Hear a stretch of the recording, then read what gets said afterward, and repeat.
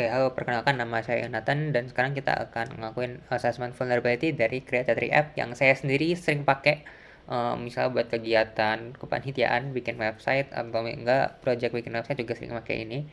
Kenapa? Karena dia ngebantu nge-bootstrap Next.js dengan TRPC, env safety, lalu Prisma dan Nextout yang udah langsung attach dengan provider third party gitu. Nah, di sini pertama-tama kita reproduksi 3 CVE. Caranya itu aku fork lalu aku clone ke lokal laptop pribadi, lalu aku nyalain dependabot untuk ngecek dependensi yang ada di Creatory App dan vulnerable. Di sini assessment vulnerable-nya nggak langsung ke Creatory App langsung, tapi ke dependensi yang ada di Creatory App.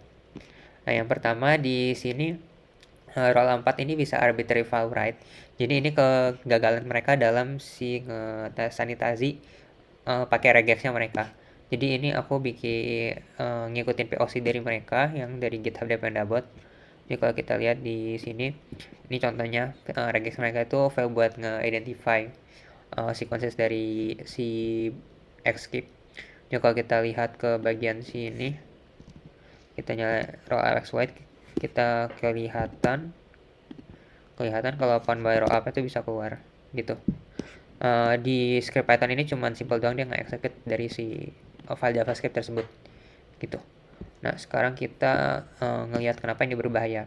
Ini berbahaya karena ya arbitrary file write itu apalagi dia bisa ngeluarin file. Jadi ini bisa kalau sih kita ambil etc password kan ya bahaya banget gitu. Ya jadi harusnya dijaga. Kalau di Creatory App ini dia ada di si CLI dependency test dalamnya rollup. Oke, sekarang kita ada di value yang kedua. Di value parse ini bisa kena prototype pollutioning.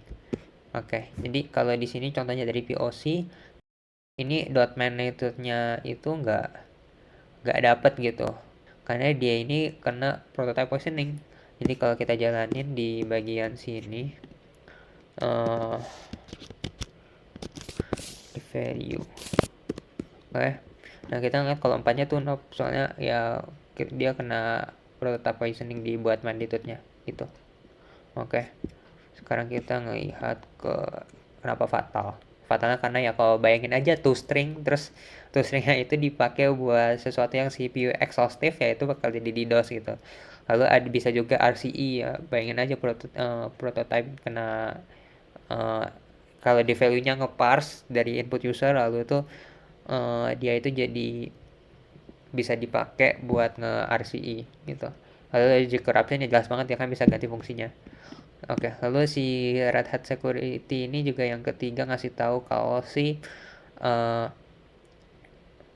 hard link ini dari si notar ini bisa escape through simly chain di extractionnya mereka. Oke, pengetesannya ini berhasil di Mac, di Windows nggak bisa karena habit dari si symlink sama hardlink ini beda.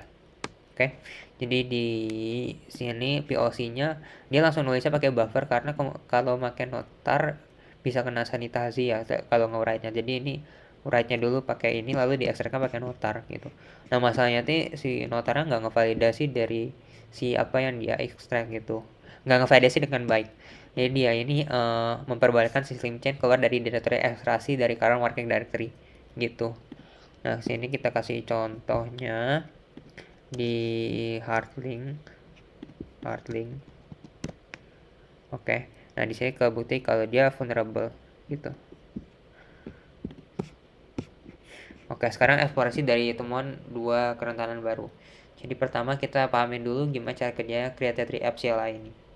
Jadi kalau misalnya kita panggil npm Creatory App yang ada di sini, nah ini dia bakal manggil this index.js yang ada di sana. Ini kelihatan dari package JSON yang ada di sini gitu. Namanya Creatory App juga. Oke, di sini cara kerjanya itu src index jadi entry point. Dari entry point itu manggil run CLI. Nah ini nanti ada masalah di bawah, saya run CLI itu nggak full disanitasi, jadi bisa nge-escape. Lalu index.js memetakan pilihan package ke installer. Lalu ini menentukan nama dan lokasi project. Lalu create project. lalu scaffold project, lalu install packages-nya, installers-nya juga udah di hard define di sini di bagian installer. Lalu memakai utility untuk mengubah package buat nambahin si package-package yang dipakai gitu. Lalu installer ngenyalin sama nambahin si file pendukung kayak misal config begitu dari extras. Lalu ini select build path, jadi kalau misalnya Next.js kan ada app router sama pages router gitu ya, ini ngebantu buat memilihnya. Nah ini buat post processing, lalu ada log next stepsnya, nanti keluar kayak gini kalau misalnya kalian udah kelar prosesnya. Lalu setelah mengetahui itu dari cara jalannya, ini langkah-langkah buat penemuan kerentanan baru selain dari si mengerti langkah-langkahnya. Kalau tadi kan kita ngeliat nggak disanitasi inputnya. Oke, yang di sini terdapat dua serangan utama, yaitu dari CLI tool sama si general dari application yang dibuatnya. Jadi kalau di CLI tool ini kita ngelakuin SAST sama SCA, lalu kalau yang untuk kedua ini kita ngelakuin Dusty si aplikasinya. Oke, buat SAST ini kita pakai GitHub CodeQL, SameGraph sama SonarQube. Di sini didapetin kalau workflow-nya nggak punya permission dari si workflow GitHub-nya. Oke, lalu di SameGraph-nya ini saya setup juga lewat workflow. Kalau tadi GitHub CodeQL tinggal pencet aja dari di GitHub punya UI. Nah, kalau SameGraph outputnya ke security, di setnya lewat workflow. Itu nanti kelihatan di sini ketemu kalau Algolia API key-nya expose sama potensial path traversal bisa terjadi. Itu sama dengan yang tadi, dengan mengerti alur perjalanan dari si created app. Lalu buat SonarQube, setupnya agak ribet dikit. Dia perlu ngebuat SonarCloud IO, terus ambil tokennya, taruh di GitHub secret, lalu ambil project sama organization key-nya, terus baru GitHub workflow-nya di otak-atik biar nge-include itu. Nah, hasilnya ada dua, ignore script can lead to execution of shell script. Ini di npm install-nya. Lalu yang kedua, make sure permission safe di start database HH yang di generate lalu db container. Oke, lalu ini buat software component analysis ada test sub, belum ada patch versionnya, nah ini lebih kecil dari 000. Lalu ya ini jadi hal yang nanti dianalisa. Oke, ini Dusty ini dilakukan di generated app oleh created app by default without any changes at first gitu. Jadi ini problem-problemnya. Oke, sekarang jadi in total ini semua daftar penemuannya ada 14. Yang berhasil ini ada ya beberapa, tapi nanti dikelompokin jadi 4 soalnya yang header-headernya ya one solution di update di next config-nya. Oke, tapi kita mulai dulu dari yang gak beneran vulnerable. Oke, yang gak beneran vulnerable itu yang pertama Algolia API key expose. Nah, ini kenapa dianggap enggak? Karena ya kalau misalnya kita lihat di sini Algolia API key-nya udah ada di sini gitu. Jadi ya kalau mau diakses juga sebenarnya ya sudah lah ya gitu. Kan kelihatan juga di client gitu. Ini yang ini. Nah, yang perlu dicek itu dari Algolia API key ini bisa write atau enggak gitu. Jadi kalau tadi buat search client ya oke lah, tapi kalau bisa write kan bahaya. Nah di sini di tasnya ini saya lempar invalid JSON, coba prop dan hasilnya benar 403. Ini kalau kita lihat di sini Algolia itu. Nah kita lihat kalau write propnya 403 forbidden, jadi udah benar. Oke, lalu permissionnya di yang start dari DBSH itu udah benar. Ini di TTX kemarin saya pakai T3 di start database SH ya emang tujuannya buat di execute, jadi not a problem. Oke, lalu yang ketiga, DOM callback ini nggak relevan karena tsub ini ada di dev dependency dari si created 3 app CLI, dan CLI ini yang nggak ngebuka web browser, jadi DOM-nya nggak masalah gitu.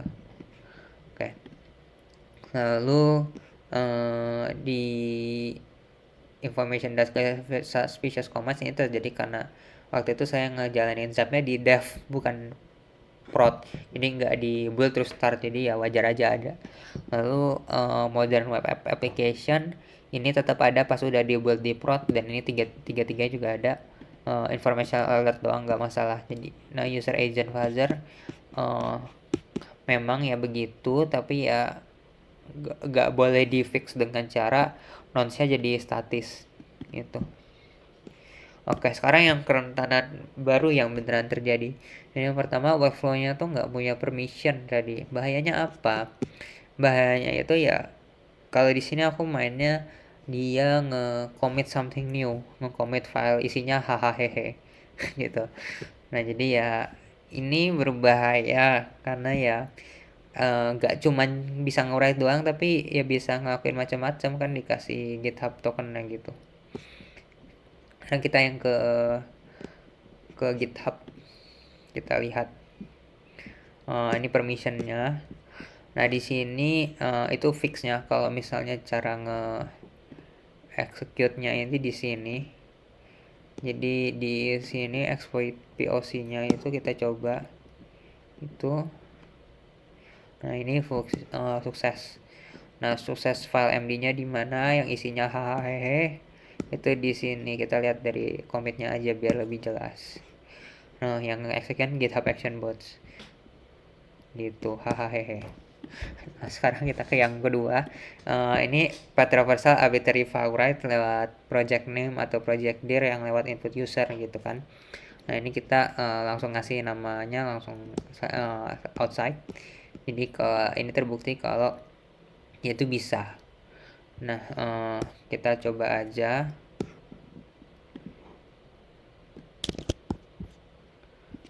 Kita coba misalnya di dalam POC aja. Ini belum ada ya gitu. Nanti agak ada di sini.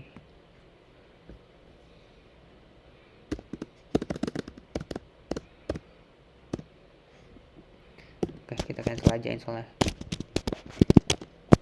Oke, di sini kita lihat kalau dia bisa ngebuat di luar current working directory yaitu POC.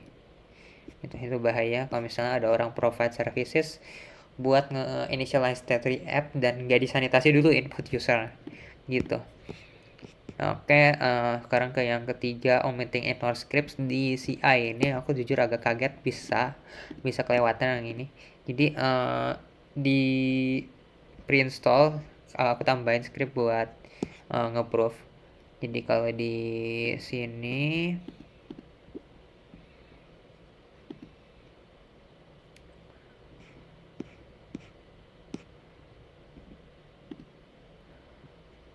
kita kasih message pre-install dan kelihatan kalau dia itu bisa beneran ke execute. Jadi kita lihat lewat sini aja.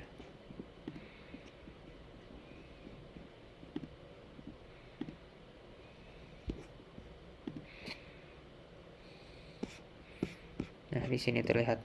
Tapi setelah aku fix, aku kasih log file sama ignore script, dia udah nggak kayak execute lagi. Gitu.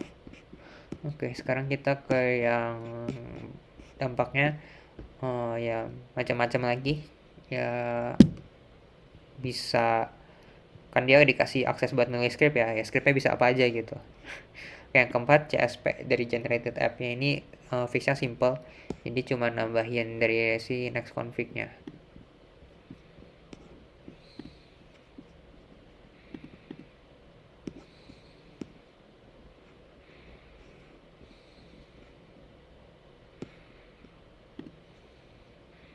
Gitu, jadi di dua file ini ditambahin CSP header-nya, habis udah itu bakal ke fix gitu. Nah, ini di tes hasilnya banyak missing, aku pakai script. Lalu di ya ini apa yang perlu diperbaiki ya, dampaknya macam-macam. Ini mirip sama tugas kemarin. Jadi secara kesimpulan, software yang populer belum tentu aman, apalagi yang hyping kayak Creator Tree App. Nah, aku cukup kaget si pipeline-nya bisa kena. Habis itu path traversal ternyata juga lumayan banyak gitu. Istilah security header ya kayak udah keseringan gitu. Emang keseringan lewat. Lalu buat Atlas Security juga cukup mudah, jadi ngasih banyak banget, tapi bisa aja scanningnya nggak false positif gitu, nggak beneran terjadi vulnerable-nya, jadi perlu dicek lagi. Oke, demikian dari saya Yonatan, terima kasih.